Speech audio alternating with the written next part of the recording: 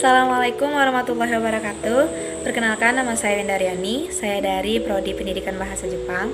Kali ini saya akan mempresentasikan hasil materi yang saya pilih dari materi 2 hingga 7. Saya memilih materi 4, yakni dengan judul Demokrasi Indonesia.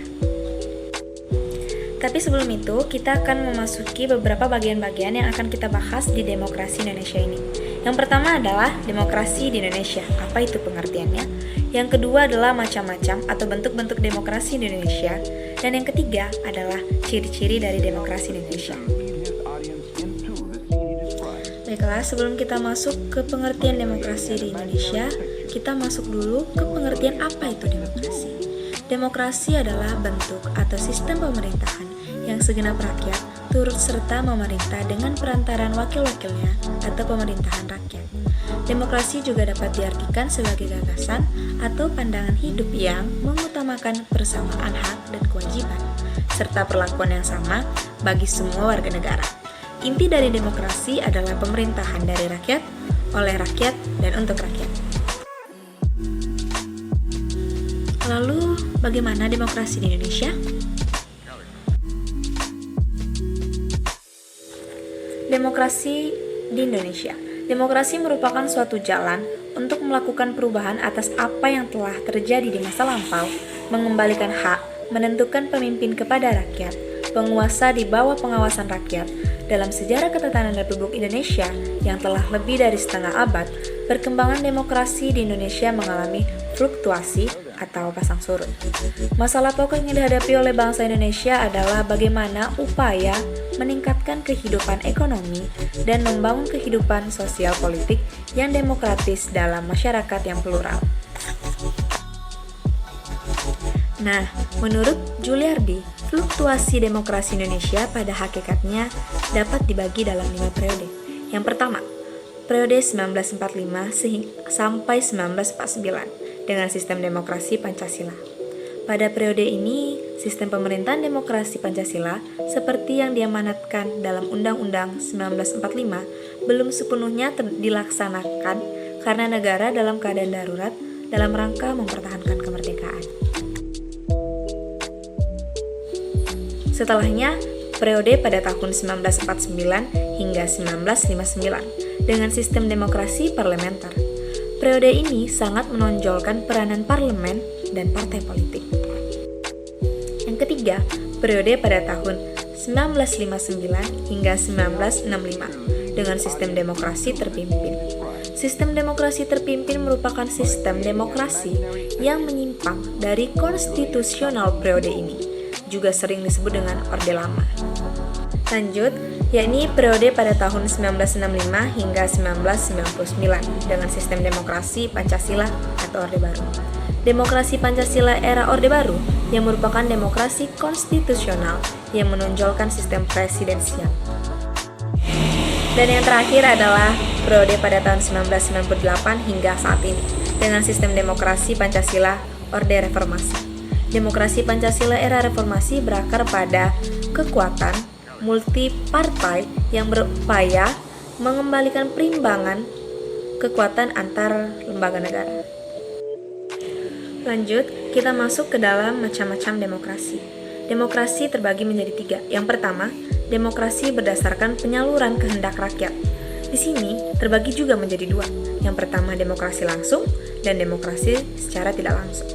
Demokrasi langsung merupakan sistem demokrasi yang mengikutsertakan seluruh rakyat dalam pengambilan keputusan negara. Dan yang demokrasi tidak langsung merupakan sistem demokrasi yang digunakan untuk menyalurkan keinginan dari rakyat melalui perwakilan parlemen. Nah, kita lanjut ke macam-macam demokrasi yang kedua. Demokrasi berdasarkan hubungan antar kelengkapan negara. Di sini terbagi menjadi 4 ya. Yang pertama, demokrasi perwakilan dengan sistem referendum merupakan sistem demokrasi yang dimana rakyat memiliki perwakilan untuk menjabat di parlemen namun tetap dikontrol oleh referendum. Yang kedua, demokrasi perwakilan dengan sistem parlementer merupakan sistem demokrasi yang di dalamnya terdapat hubungan kuat antara badan eksekutif dengan badan legislatif. Yang ketiga, Demokrasi perwakilan dengan sistem pemisahan kekuasaan merupakan sistem demokrasi di mana kedudukan antara eksekutif dengan legislatif terpisah, sehingga keduanya tidak berkaitan secara langsung seperti sistem parlemen.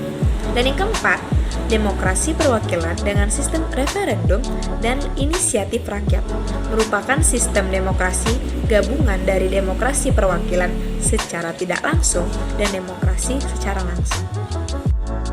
Nah, yang terakhir dari macam-macam demokrasi Indonesia, yang ketiganya ialah berdasarkan prinsip ideologi. Di dalam prinsip ideologi ini terbagi menjadi 3 lagi.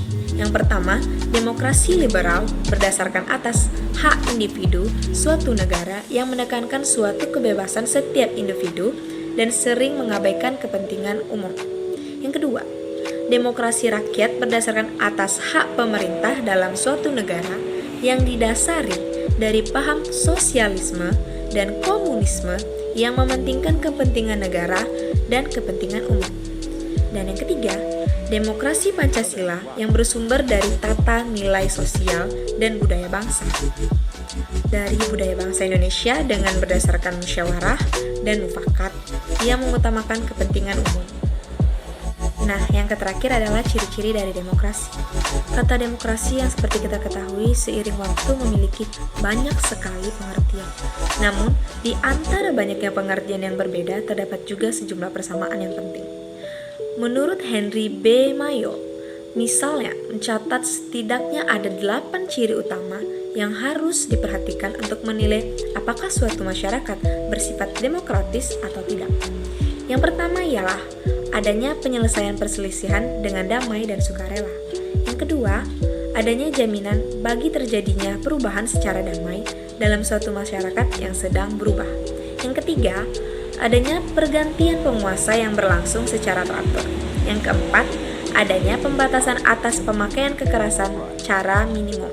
Yang kelima, adanya pengakuan dan penghormatan atas keanekaragaman. Yang keenam, adanya jaminan penegakan keadilan. Ketujuh, adanya upaya memajukan ilmu pengetahuan.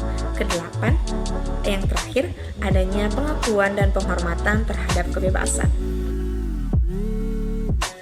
Baiklah, sekian presentasi dari materi demokrasi di Indonesia yang sudah saya jelaskan. Walaupun sedikit, semoga ilmu yang saya berikan dapat bermanfaat buat kita semua. Kepada yang sudah menonton, terima kasih banyak. Saya tutup. Assalamualaikum warahmatullahi wabarakatuh.